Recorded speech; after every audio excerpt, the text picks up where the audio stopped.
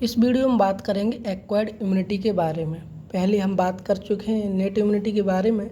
अगर आपने वो वीडियो नहीं देखी है तो उसको देख लीजिए, क्योंकि उसमें इम्यूनिटी जो है उसके बारे में बात किया है, उसके पार्ट क्या होते हैं उन सब के बारे में बात किया है उसी वीडियो में। तो एक्वायर्ड इम्यूनिटी क्या है ये देख लेते हैं। देखो, एक्वायर्ड यहाँ पर वर्ड ही दिख रहा है आपको। एक्वायर्ड यानी कि आप एक्वायर करेंगे लाइफ में या एडेप्ट करेंगे इसको, आप उसको एक्वायर करेंगे लाइफ टाइम में अपनी में। आपकी बर्थ से प्रेजेंट नहीं है। आपका जेनेटिक कॉन्स्टिट्यूशन इस बात को नहीं दिखाता कि आपने ये कहीं एक्वायर की है।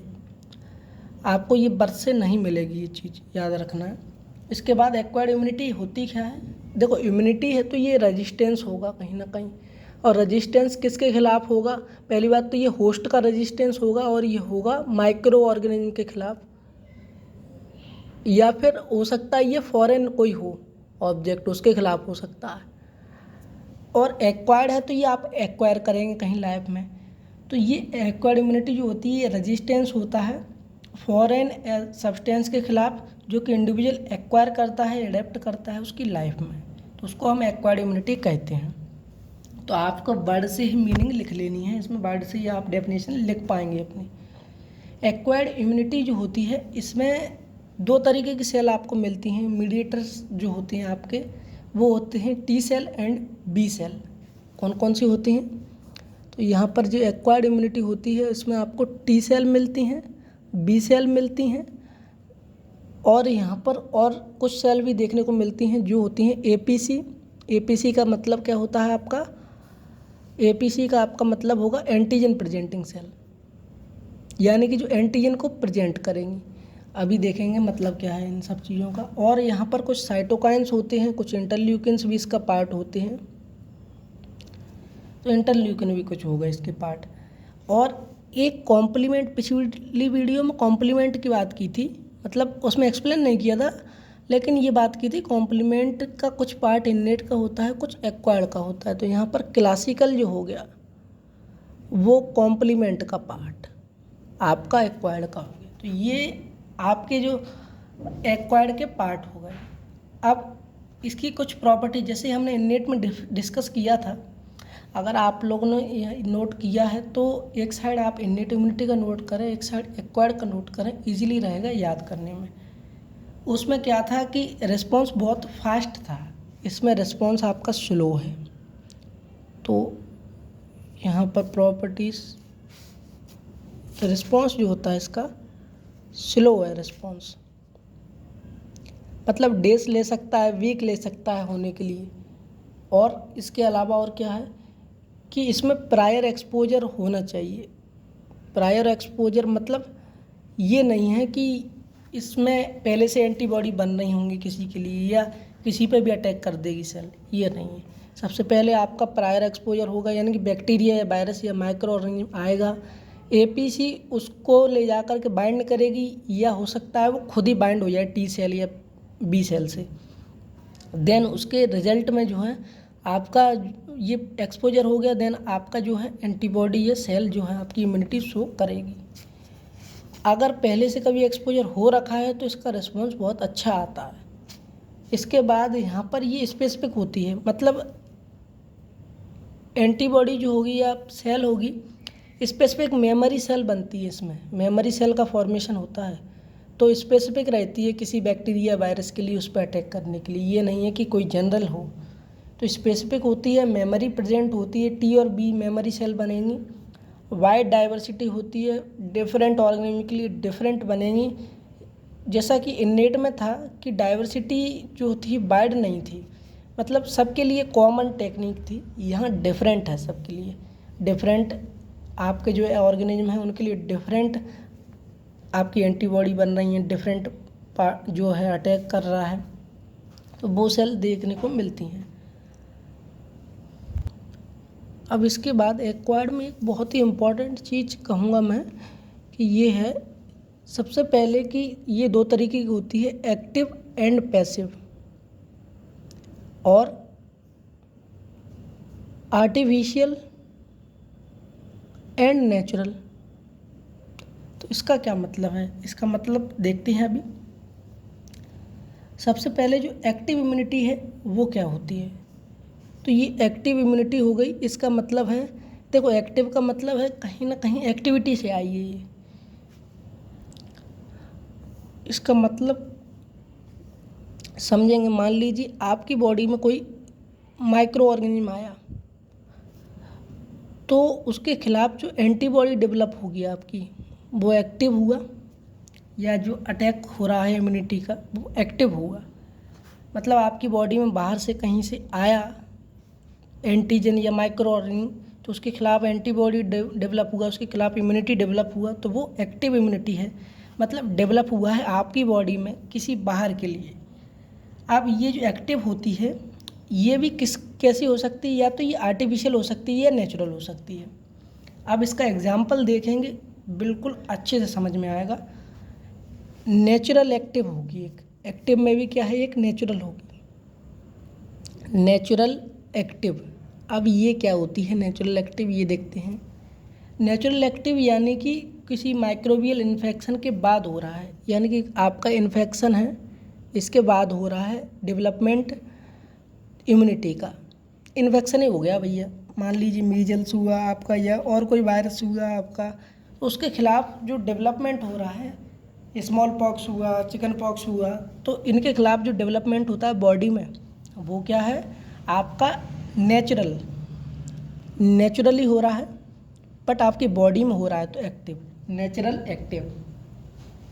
अब एक और तरीका है कि एक्टिव डेवलप हो, यानी आपकी बॉडी में डेवलप होगा बट एक्चुअल इन्फेक्शन नहीं होगा वहाँ, वो होता है आपका आर्टिफिशियल एक्टिव।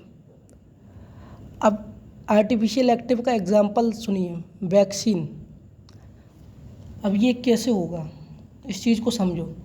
मान लीजिए ये जो कोई इन्फेक्शन हो रहा था मीजल्स का या चिकन पॉक्स या स्मॉल पॉक्स का, तो हमने उसका वैक्सीन लगाया, तो आपकी बॉडी में क्या आएगा, एंटीजन, यानी कि उस माइक्रो ऑर्गेनिज्म का कोई पार्ट आएगा जो आपकी इम्यून सिस्टम में क्या कराएगा, उसको एक्टिव करा देगा, एंटीबॉडी बनेंगी और डिफरेंट इम्यून सिस्टम एक्टिव रहेगा।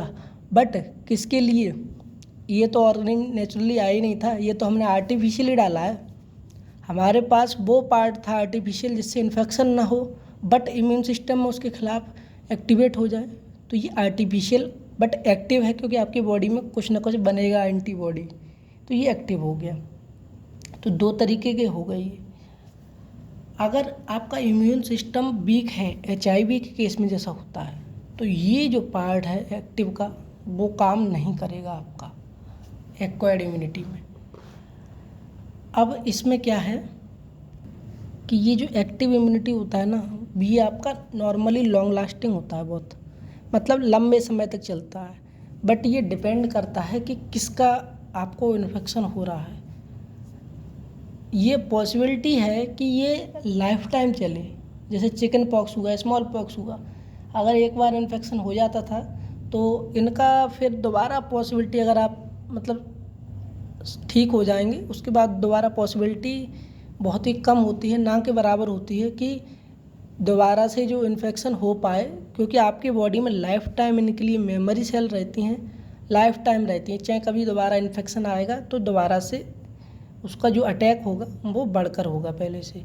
वहाँ पे एंटीबॉडी रहती है, मेमोरी सेल रहती हैं लाइफ टाइम के लिए। बट आपने देखा होगा कि जो टेटनस होता है ना आपका, उसके लिए आप इन्फेक्शन जो 6 महीने का इंजेक्शन आपका लगता है, या जो डिफरेंट वायरस इन्फेक्शन होते हैं एक बार में काम नहीं चलता उनसे, तो उनमें क्या है कि कम टाइम के लिए रहता है इम्यूनिटी का जो मेमोरी सेल है वो, इस वजह से ये वेरी कर सकता है। अब रिस्पॉन्स जो है, दो तरीके के रिस्पॉन्स हमें देखने को मिलते हैं एक्टिव इम्यूनिटी के अंदर, उनकी बात कर लेते हैं। वो होते हैं प्राइमरी इम्यून रिस्पॉन्स और सेकेंडरी इम्यून रिस्पॉन्स। अब प्राइमरी इम्यून रिस्पॉन्स जो होता है, प्राइमरी इम्यून रिस्पॉन्स, देखो प्राइमरी है यानी फर्स्ट टाइम हो रहा इम्यून रिस्पॉन्स है कोई, तो प्राइमरी इम्यून रिस्पॉन्स क्या होता है, जो फर्स्ट टाइम होता है आपका एक्सपोजर पे। अब देखो एक ग्राफ बनाता हूँ मैं यहाँ पे, और उसी की मदद से हम समझेंगे, इम्पॉर्टेंट है, बुक में दिया होगा आपकी में भी, और आपको बनाना पड़ेगा पेपर में।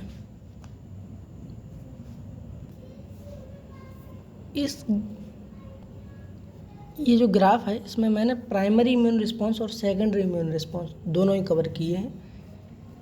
ये एक्टिव इम्यूनिटी में होता है। देखो, मान लो यहाँ पर कोई बैक्टीरिया आपको इस पॉइंट पे एंटर किया, मतलब हम ग्राफ लेकर चल रहे हैं और एंटर किया, हमने ग्राफ बनाना स्टार्ट किया।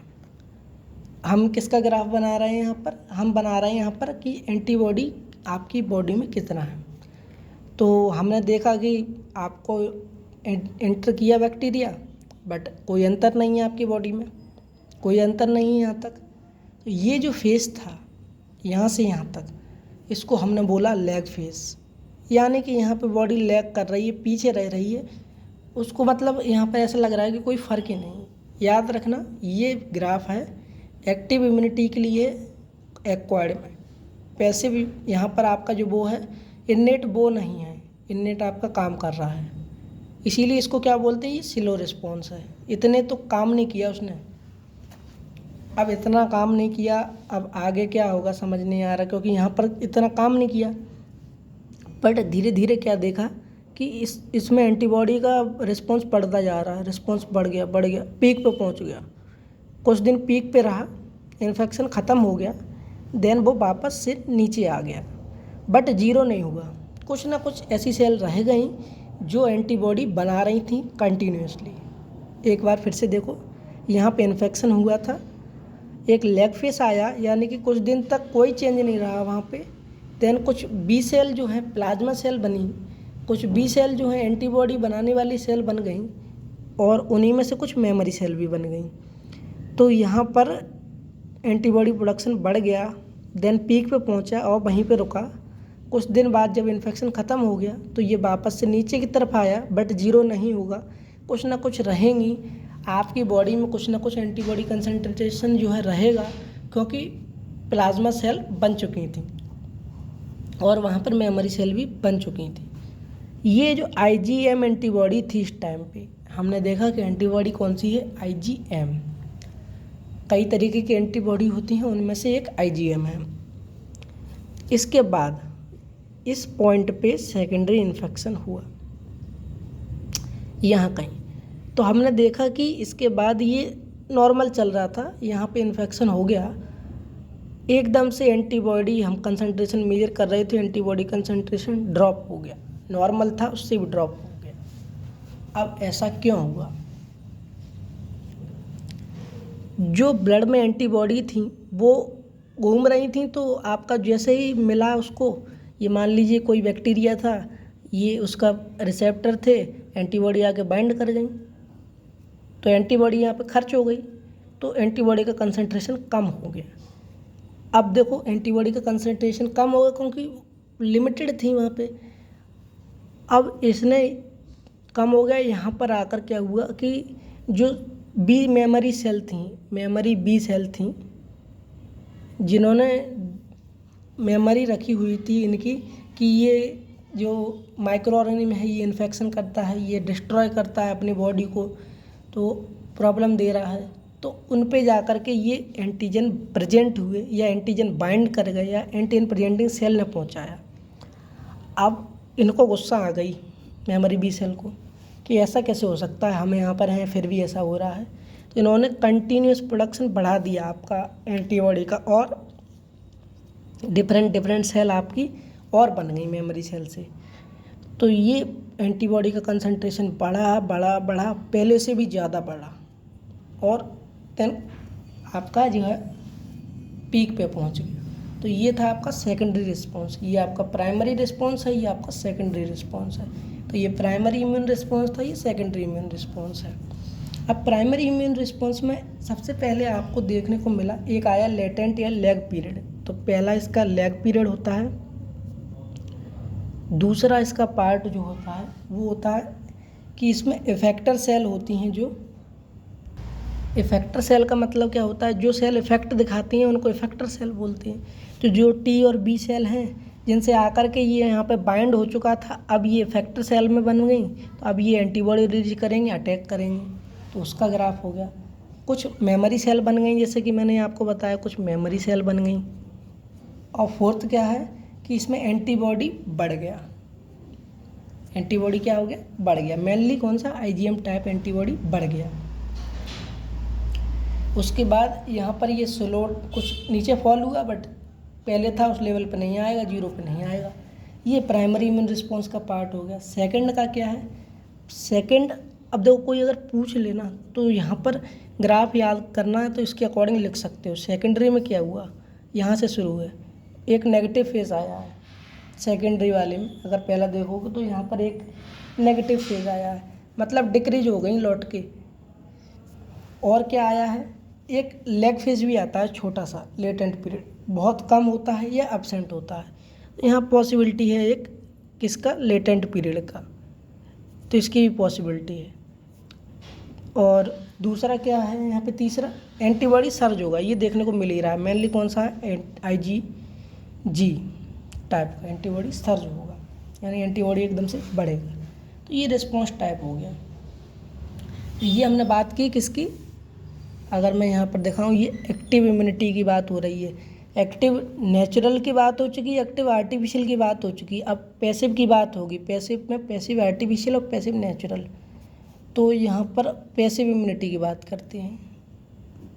2 तरीके का होगा ये भी, पैसिव नेचुरल और पैसिव आर्टिफिशियल। अब पैसिव इम्यूनिटी क्या है, ये रेजिस्टेंस, इम्यूनिटी माने रेजिस्टेंस है, जो कि रेडीमेड फॉर्म में होस्ट में ट्रांसफ़र की है, मतलब होस्ट की बॉडी में ये नहीं बना है, ये बाहर से आया है। अब देखो नेचुरल पैसिव का एग्जांपल देखते हैं, नेचुरल पैसिव का एग्जांपल देखते हैं। जो मदर से फीटस में जा रहा है प्लेसेंटा के थ्रू, कौन, IgG एंटीबॉडी बना कहाँ पे है, मदर की बॉडी में। काम कहाँ आएगा, फीटस की बॉडी में, फीटस की अपनी बॉडी में नहीं बना है, तो ये पैसिव हुआ। और नेचुरल क्यों है, क्योंकि बना तो नेचुरली था, ट्रांसफ़र तो नेचुरली हुआ है, आर्टिफिशियल तो ट्रांसफ़र नहीं किया। तो ये नेचुरल पैसिव ट्रांसफ़र है IgG एंटीबॉडी प्लेसेंटा से। दूसरा होता है हमारे पास आर्टिफिशियल पैसिव। इसका एग्जाम्पल क्या है, अब देखो इसका एग्जाम्पल आसानी से समझ में आएगा कि हम कमर्शियली प्रिपेयर्ड इम्यूनोग्लोबिन को जब इंट्रोड्यूस करते हैं, जैसे कि रेबीज़ के अगेंस्ट हो गया इम्यूनोग्लोबिन, या आसानी से और समझ में आएगा, इससे हम वेनम के अगेंस्ट जो है एंटी वेनम आपका जो है वो इंट्रोड्यूस करते हैं, तो बाहर से बना हुआ होता है। तो आर्टिफिशियली हमने बनाया है बाहर से, कहीं से, मतलब ह्यूमन के अंदर नहीं बना कम से कम, और इसको पैसिवली ट्रांसफ़र किया है, इसलिए ये हुआ। पैसिव इम्यूनिटी का क्या है कि मान लो सेल जो है इम्यूनो डिफिशिएंट भी है, HIV है अगर किसी को, फिर भी ये भी पॉसिबिलिटी है कि ये आ जाए मदर से फीटस में, और हम बाहर से तो उसको दे ही सकते हैं। HIV हमको इससे नहीं रोक सकता कि हम बाहर से ना दे पाएँ उसको, हम बाहर से दे सकते हैं उसको आसानी से। तो ये कहीं ना कहीं हमें हेल्प करता है। इम्यूनो डिफिशिएंट है फिर भी ये जो है बढ़ता रहता है, अगर हम चाहें तो उसको दे सकते हैं। ये फास्टर डेवलप होता है, कोई लैग फेस नहीं होता, क्योंकि सीधे इंट्रोड्यूस कर रहे हैं आप उसमें, तो इसमें कोई लैग फेस नहीं होगा। कोई मेमोरी नहीं बनती क्योंकि एक्टिव नहीं है, हम तो सिर्फ एंटीबॉडी दे रहे हैं उसको, तो कोई मेमोरी नहीं बनेगी। इसीलिए जब मेमोरी बनती है, देखो यहाँ पे मेमोरी सेल बन रही थी, इसीलिए सेकंड रिस्पॉन्स बड़ा था। बाहर से दोगे तो इतना ही बड़ा रिस्पॉन्स आएगा, दूसरा भी उसको, जब मेमोरी नहीं बन रही तो फिर दूसरा रिस्पॉन्स बड़ा क्यों आएगा, ये चीज़ है। तो इसमें कोई, अगर आप एक्स्ट्रा डोज भी दे रहे हैं बाद में 30, तो उसका कोई फ़र्क नहीं पड़ने वाला। अब कुछ चीज़ें हैं जो एक्वायर्ड और जो आपकी इन्नेट इम्यूनिटी होती हैं उनको कनेक्ट करती हैं, जो आपकी मतलब सेपरेट नहीं है दोनों चीज़ें। एक्वायर्ड की बात कर चुके हम, इन्नेट की बात कर चुके, अब बात करते हैं कुछ ऐसी चीज़ों की जो कनेक्ट करती हैं आपकी।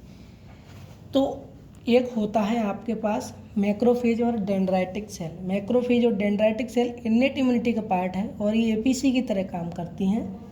तो जो आपका यहाँ पर अगर देखें हम, मैक्रोफेज और डेंड्राइटिक, ये इन्नेट इम्यूनिटी का पार्ट है। पहली बात तो अगर आपने वो वीडियो नहीं देखी है या पढ़ा नहीं है तो मैं बता दूं, एपीसी की तरह काम करता है, एंटीजन प्रेजेंटिंग सेल। जो आपका माइक्रो ऑर्गेनिज्म है उसको ले जाकर के प्रेजेंट करेगा किसके सामने, टी सेल के सामने, बी सेल के सामने। ये किसका पार्ट है भैया, टी सेल और बी सेल। ये रहा एक्वायर्ड इम्यूनिटी।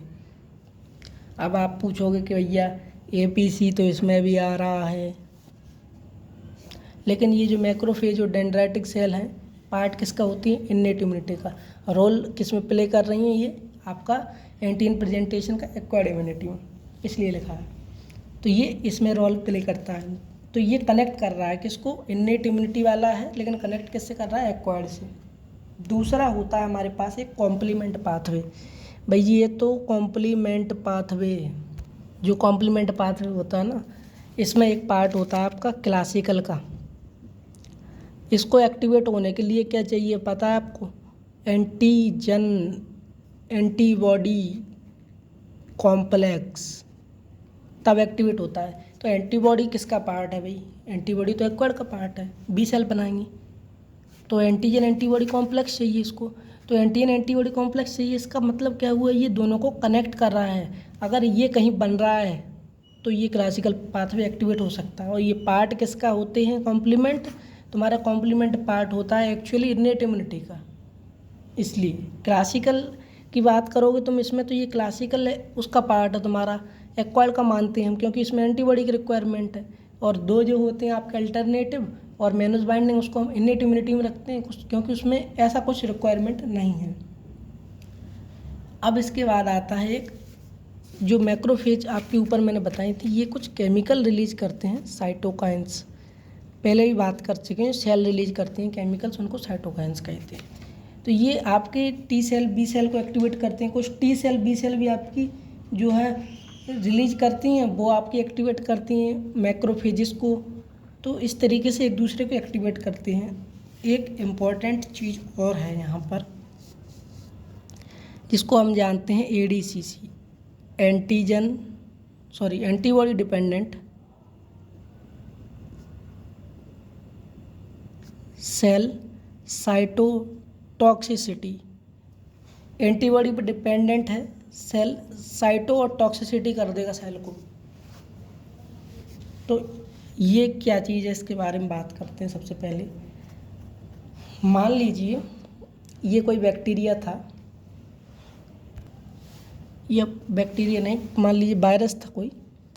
वो क्या किया, ये एक सेल थी कोई हमारी नॉर्मल होस्ट की सेल थी, इसमें ये वायरस आ गया। अब ये क्या करेगा, डिफरेंट मशीनरी पे जो है आपका इंट्रासेलुलरली काम करेगा।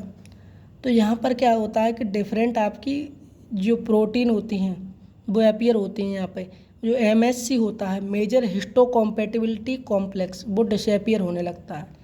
तो यहाँ पर क्या होता है, अगर इसकी कोई प्रोटीन स्पेशली यहाँ पर बाहर प्रेजेंट हो रही है वायरस की सेल के बाहर, तो क्या होगा, ये सेल भी क्या कर सकती हैं, बाहर प्रेजेंट कर लेती हैं सेल, इसका अगर कोई कंपोनेंट है तो बाहर से एंटीबॉडी आएंगी, वो इससे बाइंड करेंगी।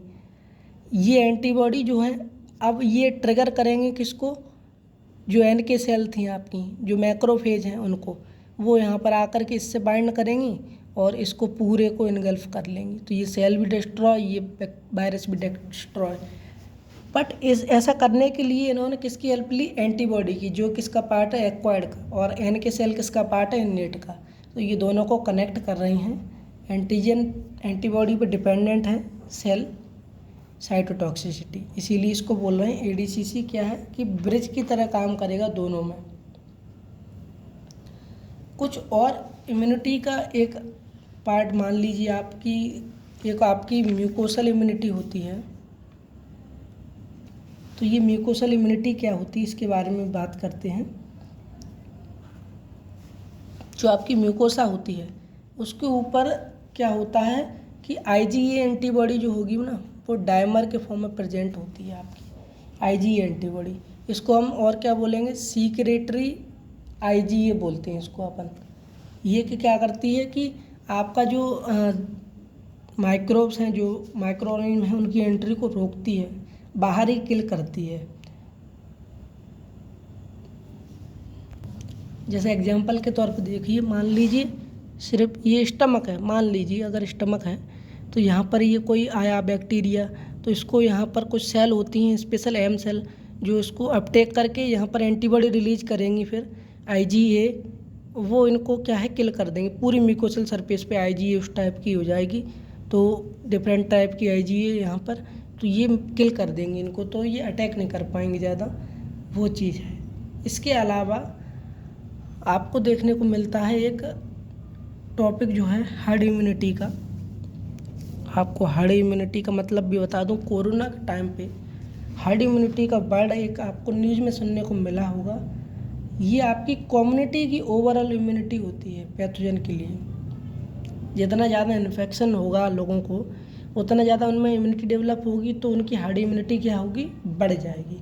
या एक और पॉसिबिलिटी है कि इन्फेक्शन ना कराना चाहें हम, तो वैक्सीनेशन से बढ़ा सकते हैं। वैक्सीनेशन कराएंगे तो उनकी बॉडी में इम्यूनिटी बढ़ेगी, एंटीबॉडी बढ़ जाएंगी, इम्यूनिटी बढ़ेगी, तो उनको फिर इन्फेक्शन नहीं होगा। ये जो है एक पार्ट हो गया इसका इम्यूनिटी का।